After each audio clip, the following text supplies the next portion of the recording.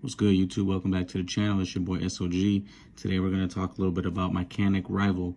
This is my favorite gun I think that I have owned so far. It's the funnest shooting, super smooth trigger.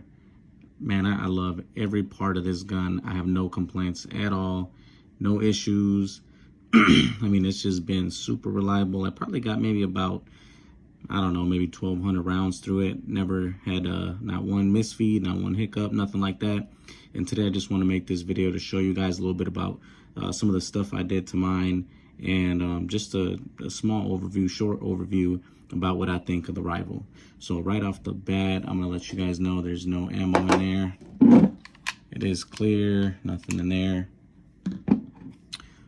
So what I have done to this Rival is, as you guys can see right off the bat right here, right away, you guys will notice I did add some handle it grips, Edge series grips to the gun, and also I've added some of that tape for the resting finger area there. I went all the way around with it. And this grip is so nice, man. It's aggressive, but it's not too aggressive. I don't carry this. Obviously, this is just my range gun. This is just something I have fun with, what I use just to go have fun. But man, this is nice enough so where it's grippy enough for your hands not to slip out, but at the same time, it's not aggressive enough for it to hurt.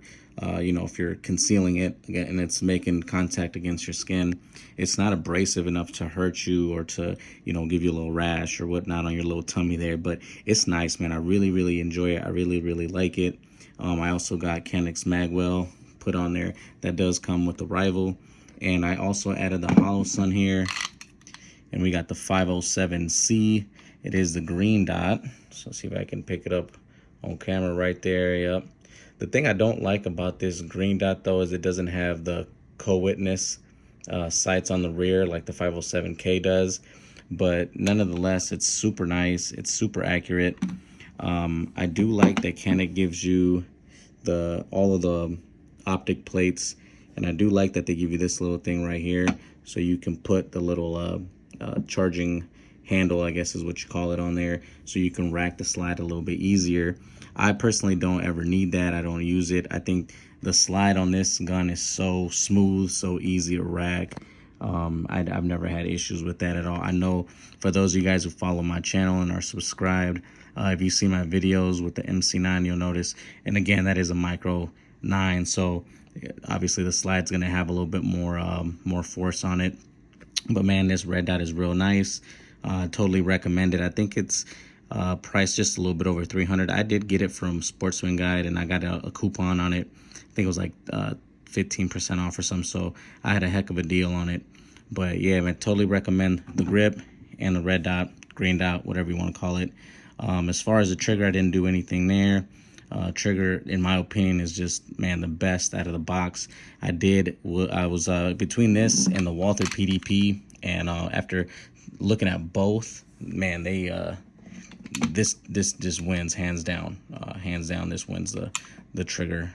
It's close, but for me, this was just so much nicer feeling on the finger. The flat face trigger is just amazing. And man, if you see all the cuts and stuff, the ported slide, it's just, man, it's just a win. Ain't no way you can pass up on this. Shoots real good. You got fiber optic up front there. But yeah, man, another thing I did do to this is I switched out the recoil spring and the guide rod.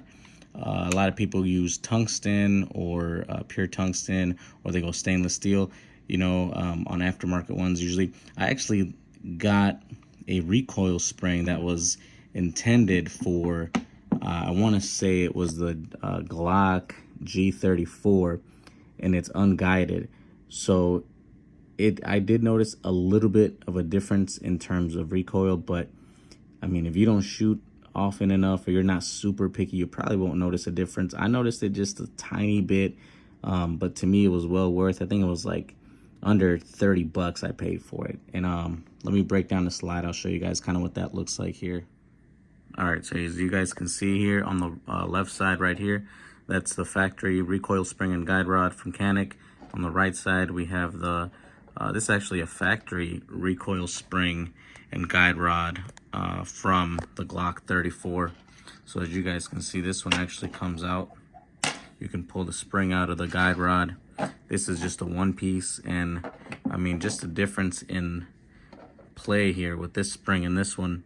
So it makes it a little bit less harsh once, you know, once it recoils. It just makes it a little bit smoother of a shot. I've ran so many different types of ammos through this. I put 115, 124, 147, FMJs, hollows. Man, this thing just eats everything up. Once I put this in there, never had an issue with anything. It's been completely reliable.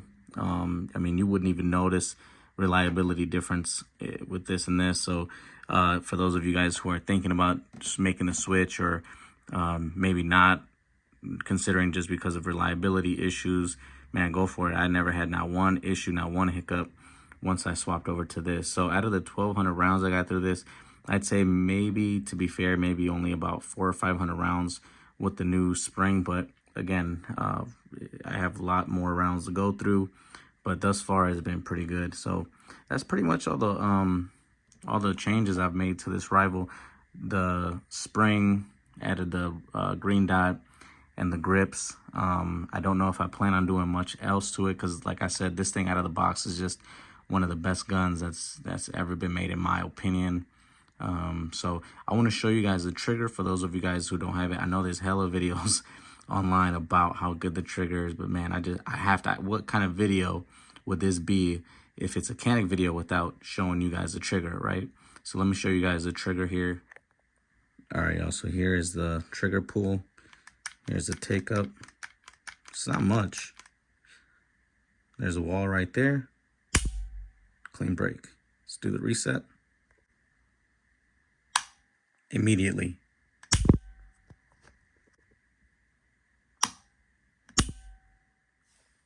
Man, this gun does have a special place in my heart, because one of the first guns, I actually think it was the very first gun I ever bought, was the regular or standard Canik SFX. And I love that gun, man. So this does have a special place in my heart, just kind of an upgraded version of my very first gun that I've ever owned.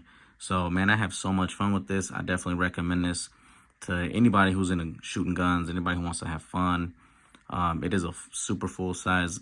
So, in my opinion, man, I don't know, maybe I just like the compact guns, but it is a pretty big gun to get used to. But, man, it shoots great. It functions just amazing. Canik gives you so many options for your money.